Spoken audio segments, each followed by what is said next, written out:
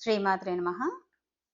సౌందర్యలహరి 81వ శ్లోకం నుండి 90వ శ్లోకం వరకు. గురుత్వం విస్తారం క్షితిధరపతిః పార్వతి నిజాత్ నితంబాదాచ్ఛిద్య త్వయి హరణ రూపేణ నిదధే అతస్తే విస్తీర్ణో గురురయమశేషాం వసుమతీం నితంబ ప్రాగ్భారః స్థగయతి లఘుత్వం నయతి చ.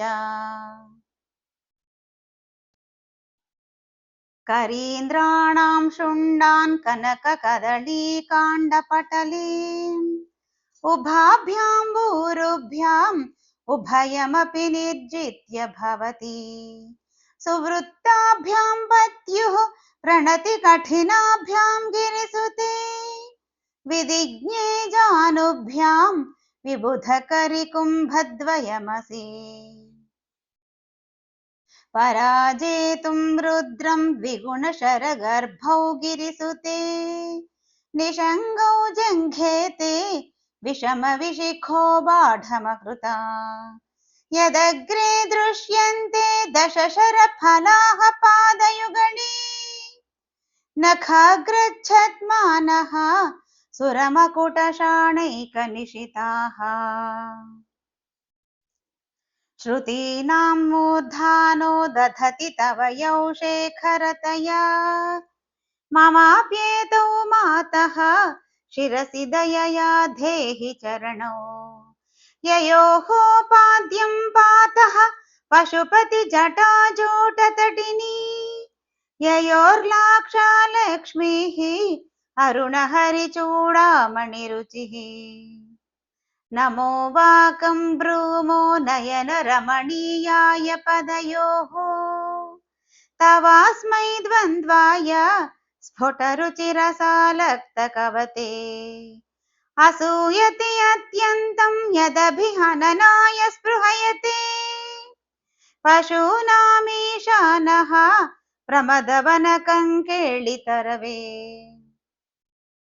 మృషా కృత్వా గోత్రస్ఖలనం అథ వైలక్ష్యనమితం లలాటే భర్తారం చరణకమలే తాడయతి తే చిరాదంతశల్యం దహనకృతమున్మూలితవతా తులాకోటిక్వాణైః కిలికిలితమీశానరిపుణా.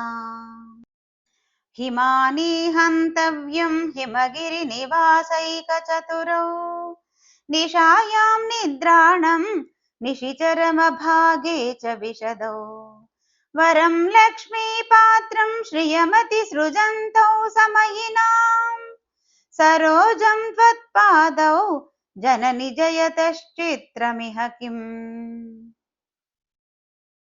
పదంతే కీర్తీనాం ప్రపదమపదం దేవి విపదాం కథం నీతం సద్భిః కఠినకమఠీకర్పరతులాం కథం వా పాణిభ్యాం ఉపయమనకాలే పురభిదా యదాదాయన్యస్తం దృశదిదయమానేన మనసా నఖైర్నాకస్త్రీణాం కరకమలసంకోచ శశిభిః తరుణాం దివ్యానాం హసత ఇవ తే చండిచరణౌ ఫలాని స్వహస్తేభ్యః కిసలయకరాగ్రేణ దదతాం దరిద్రేభ్యో భద్రాం శ్రియమనిశమన్హాయ దదతౌ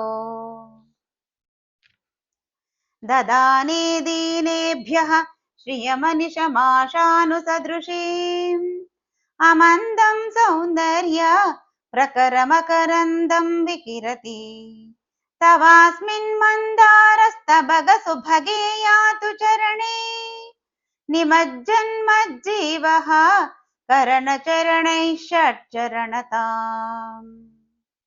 శ్రీమాత్రే నమః.